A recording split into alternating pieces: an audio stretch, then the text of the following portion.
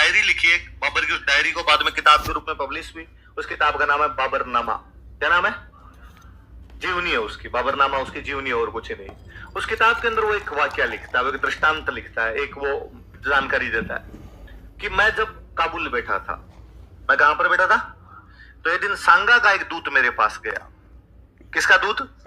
ऐसा कौन लिख रहा है कि वो जब कहां पर बैठा था? काबुल। तब किसका दूत गया?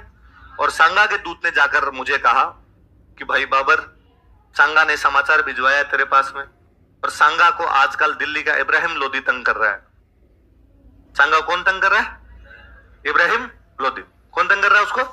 इब्राहिम लोदी उसको तंग कर रहा है। सांगा को इब्राहिम लोदी तंग कर रहा है और सांगा को इब्राहिम लोदी से डर लगता है। प्लीज बाबर, तू इंडिया आके और सांगा को इब्राहिम लोदी से बचा। सांगा तेरे को सहायता के लिए बुला रहा है। तो बाबर ने कहा, मैंने हाथों हाथ कहा वेल डन, शाबाश, मैं मेरे भाई सांगा की सहायता करूंगा, और मैं सांगा की सहायता करने के लिए इंडिया आ गया। लेकिन जब मैं बाबर कहता है कि जब मैं इब्राहिम लोदी के खिलाफ पानीपत के युद्ध में लड़ रहा था, तो मैंने सांगा के पास मैसेज किया कि सांगा, मैं तो तेरे कहने पे आया हूं और मैं अब इब्राहिम लोदी के खिलाफ लड़ रहा हूं, आजा मेरी सहायता करने के लिए, तू भी लड़ मेरे साथ में। लेकिन सांगा ने मेरा कोई रिप्लाई नहीं किया, उल्टा मेरे को सब जगह ब्लॉक और मार दिया।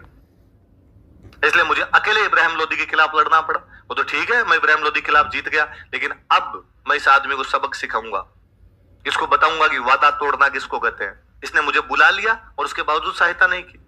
ये कहानी क्या बताती है कि बाबर को भारत में बुलाने वाला कौन है? किसके खिलाफ? बस। तो ये बात बाबर के अलावा और कोई भी लिखता? ये बाबर वाली बात बाबर के अलावा और किसी ने नहीं लिखी।